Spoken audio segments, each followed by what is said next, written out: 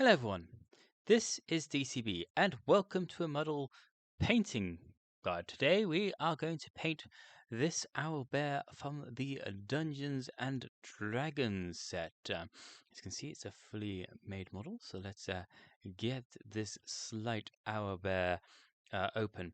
Now I'm not going to be painting him as you saw him on the box in the sort of grey colours. I've sort of been inspired by a snowy owl. So if you do enjoy this video, please do hit that subscribe button for more videos. So as you can see, it's got a quite good little packaging, and it's in, as you see, one whole bit. So I'm going to give him a nice base spray. I'll be using the cathedral paints, which I have, and as I say, I'll be painting him sort of like a snowy owl from the north. So it'd be more like blues and greys and stuff like that.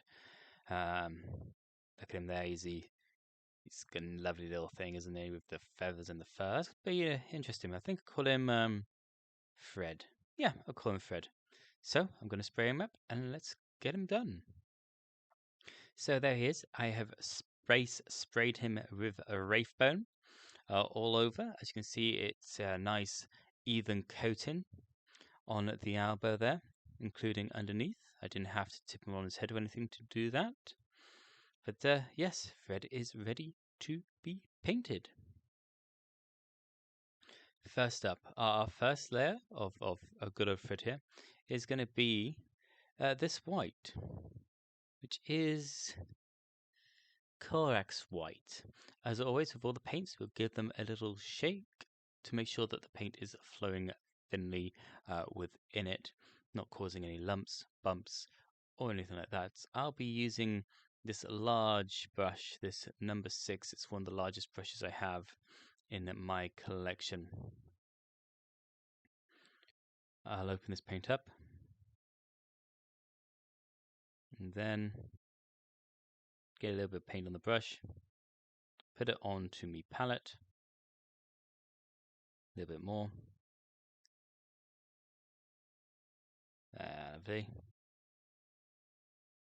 and then after making sure he's not too thick, give him a bit of a water down so it flows a bit more freely, about that consistency there. And then I'll start painting all over the model. This is just to get a bit more of a grey base to start greying up the tone. There's not much difference between this white and the Wraithbone, but you can sort of just see it there. And I apply this in 2 thin layers all over the owlbear.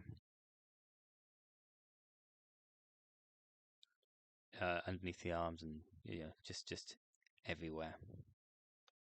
And now the Corax white is dry. You can see the difference between the Wraithbone on the claws and the base to that Corax white, it giving it a bit more of a grey undertone.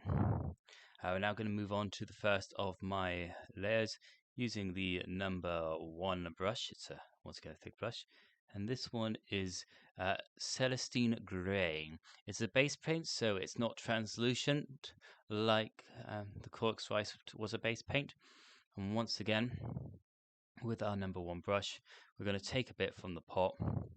We're going to pop it on to our palette a little bit more, and this one's going to be targeted on the certain areas of the owlbear. This will help give a bit more darkness for when we go onto our layers, when we start dry brushing and all that jazz.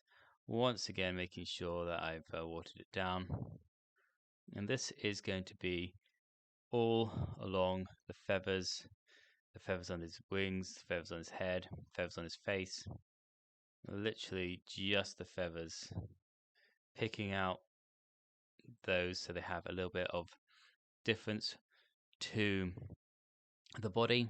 This will help with the snowy theme, and as you can see, I am following the lines of the feathers themselves, flicking it down and around, allowing it to just slowly build up on the feathers, and I'll be doing that on both sides and the face as well. Once again, this will be a bit more grayer, getting it more grey than white, and it will break up from the body as well, which you'll see. Or once it's dry, I may go over it with a second layer, see how I feel when it turns out. So that is the Solarian dry. As you can see, the head and the wings are standing out quite well against the body, which was part of the plan. Now we're going to go over the rest of it, and we'll be using, today we're going to start doing our, I think it's a dry brush time? I think it's a dry brush time. Maybe. Nope, number 3 time. So this is another nice thin brush. And now we are using let me see if I can pronounce this right. Elysium Grey. As you can gather, it's another grey, going up the scale of the greys. And we'll get a nice dot of that onto our palette. Lovely. Water that down, just so it flows a bit more freely. Doesn't clump up so much. Maybe a bit more water there. Lovely. I think that consistency will do. And this is going to go on the body. Once again, following the lines of the body. So the way the hair flows down the back, underneath the body, all the bits that are fur. So this grayer, darker fur base. Now this will show up some of the white from underneath because a Mystradium Grey is a layer paint, so it's slightly transparent, and I will not be going over it in 2 coats because I want some of that base showing through, and you can see the difference between the grey, the Semi-Mystradium Grey, the Corax White, and the Celestic Grey. Not a great deal, but it is there, and that's the whole point. It's that it's soft differences between the colours rather than hard differences, because, you know, based off a snowy owl.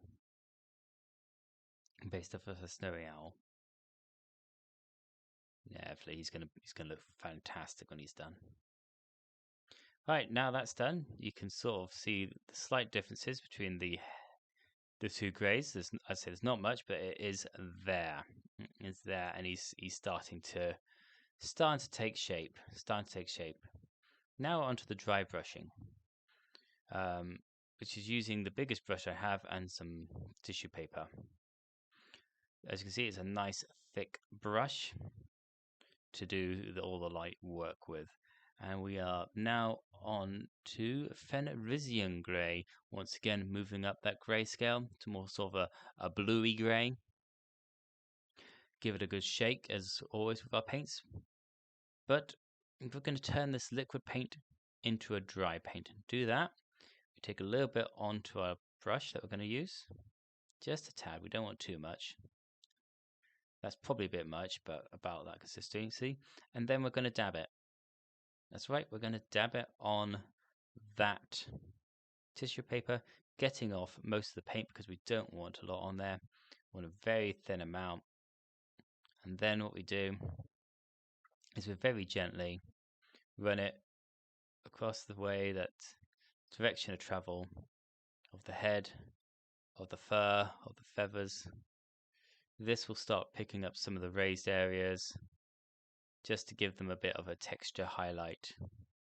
Now I may need to do some additional highlights after the dry brushing, but the base colors will still be there. This is just adding a bit more dark layers, so that we have some light areas shining up. But you'll see what I mean when it's done. But this will be all over the body and the wings, just so it has a bit of a grey-blue undertone, as you can sort of see there, coming up, going towards a bit more of a sort of snowy scene. Right, now that's done all over the body. You can sort of see some areas where the previous layers are shining through from that dry brush. You can see some of the whites, some of the greys, even though we've done that dry brush of Fenrisian Grey, and it's sort of all blending in. We're now going to go onto another soil dry brush, but before that I'll show you what I mean with this light I've got here, where you can see all like the different pops of the different colors just coming through underneath that dry brush layer. Just shows that it is there, just not always pick it up properly on the camera, which is a shame. Eventually I'll invest in like a little side lamp or something. Right, now rust grey. Once again we're going to dry brush. As always, we give it a good old little shake to make sure the paint is flowing freely and it's not like stuck or got on any sort of clumps or anything like that, because we don't want anything like that happening too much in there. Take an even smaller dab of it than we did with the Parisian Grey. Once again, work it out onto the tissue paper. Tap it out. There we go, so it's got very little on there.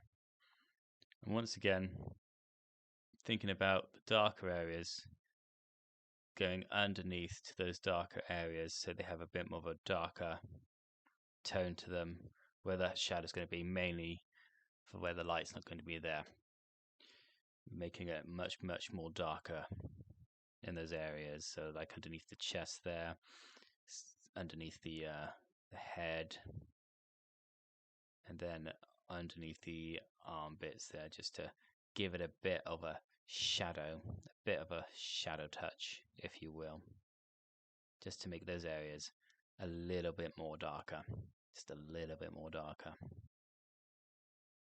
And maybe a bit on the top of the head, just a tiny whiff, so where all those folds of the feathers fold over, where all the folds of the skin fold over, stuff like that, where the just tiniest bits of shadow would just creep in naturally to those recesses.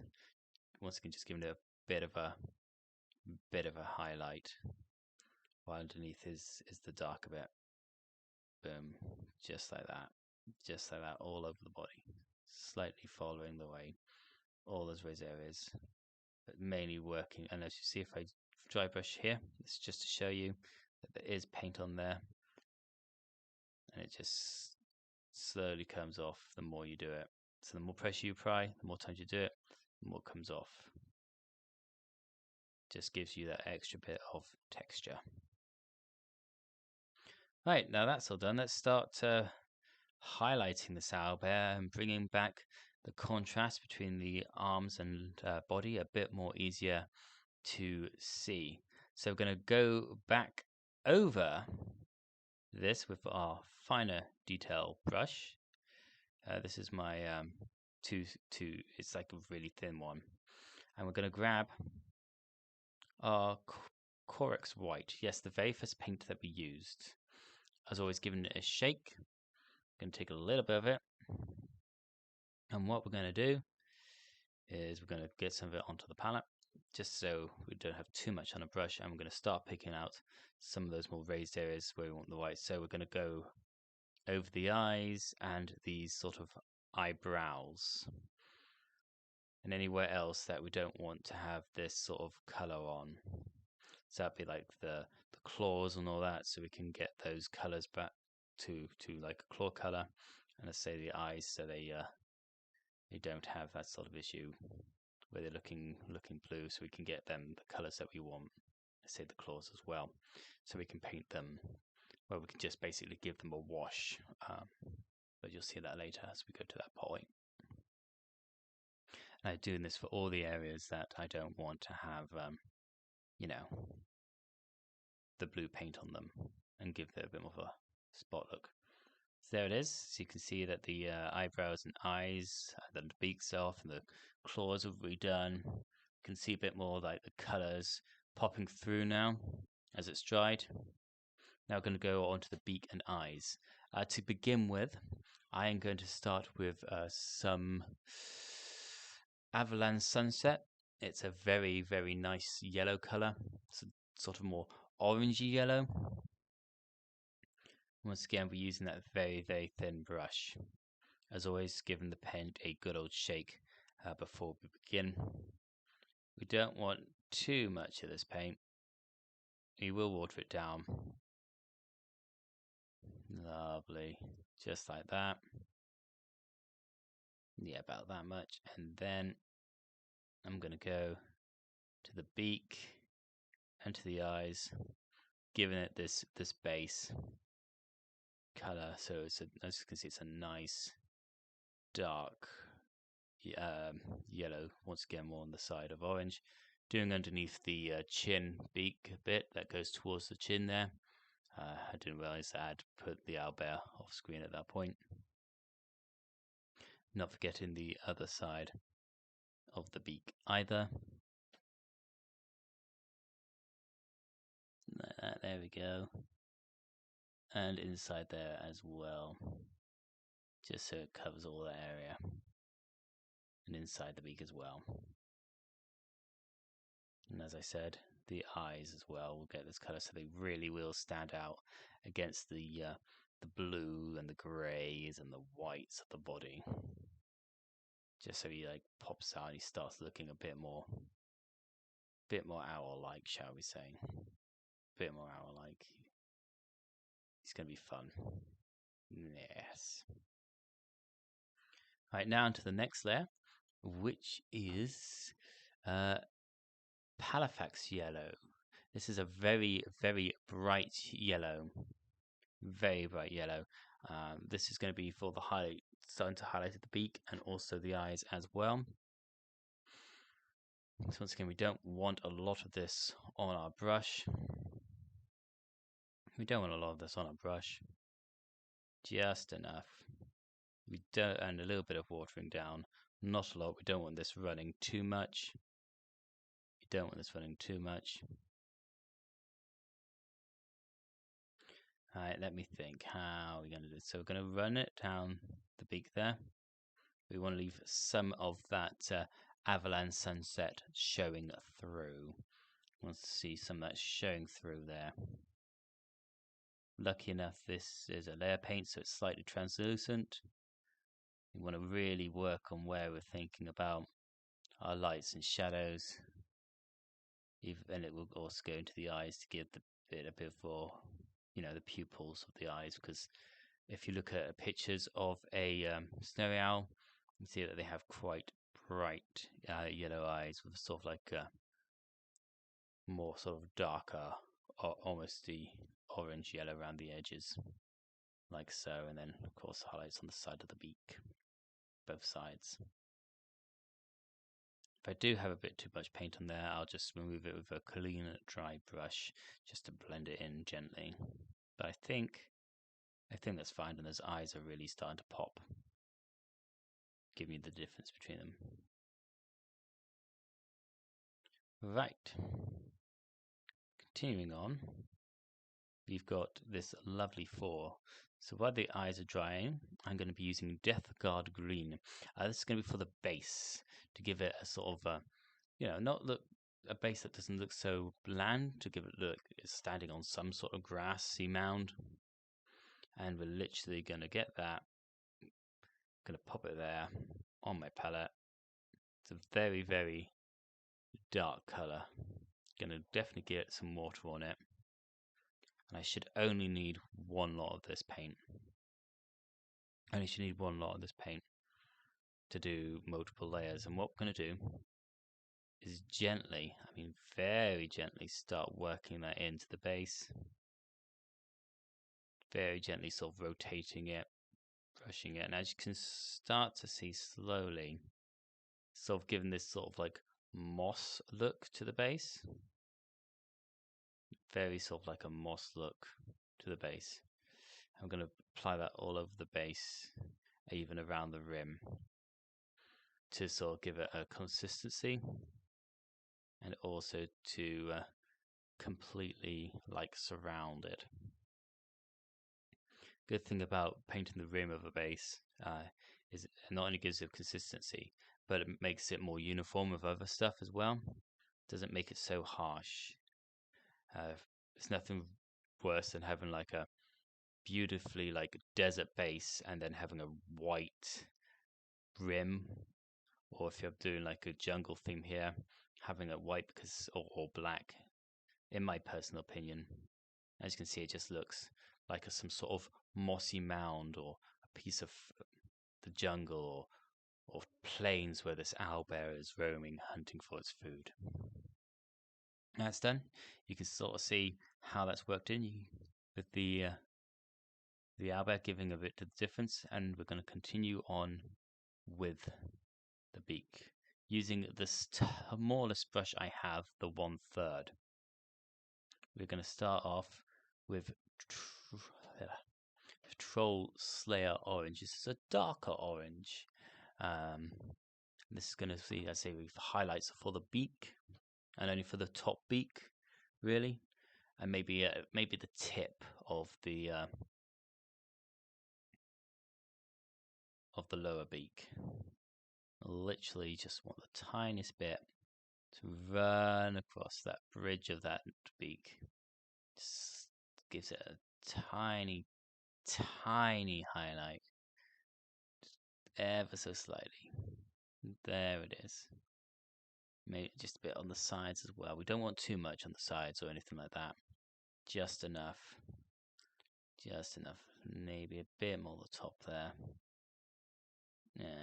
Looks good to me. It's good to me. And a bit on the base. Oops. Just doing the bit of the base of the chin.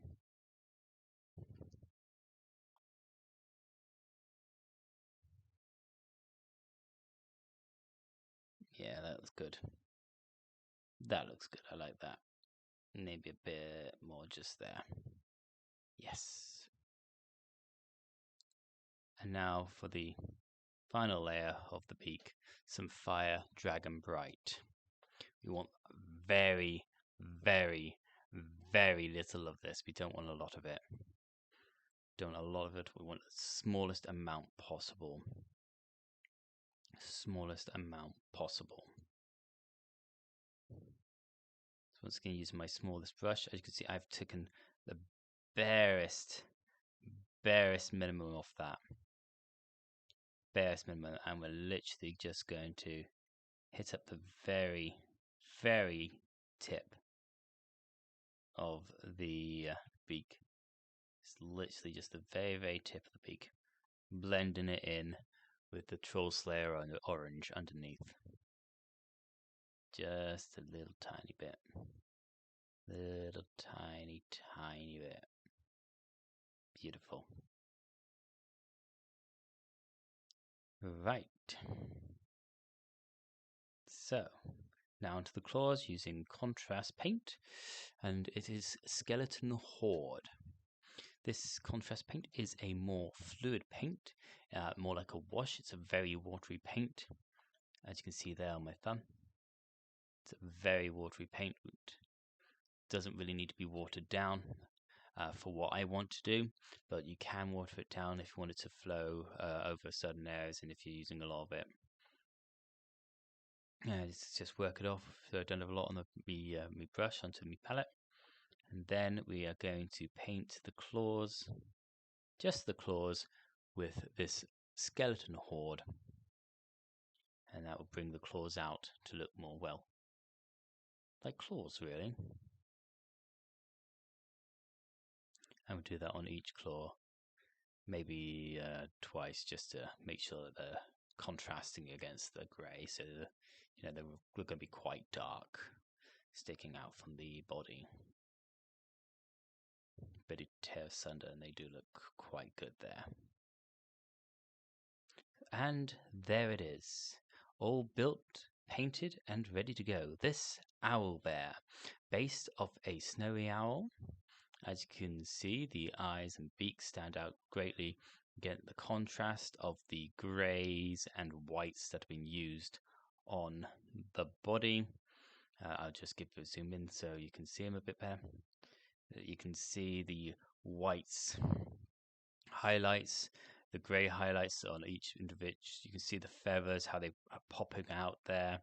If I give them a bit of a shade from the light I've got coming out, you can see all the different sort of textures and all that, which has been quite fun to do, and what I was aiming for giving it a contrast between the feathers and the fur. Anyway, and of course you got the little base as well, which is a lovely sort of green, which is literally just Death Guard green. As always, I do hope that you've enjoyed the video. As always, if you've liked it, please do subscribe to the channel and share this video you think others will find interesting. Leave a comment below about what you liked and what you didn't like. And until next one, this is DCB. Knowledge is power if we use it wisely. Thanks for watching.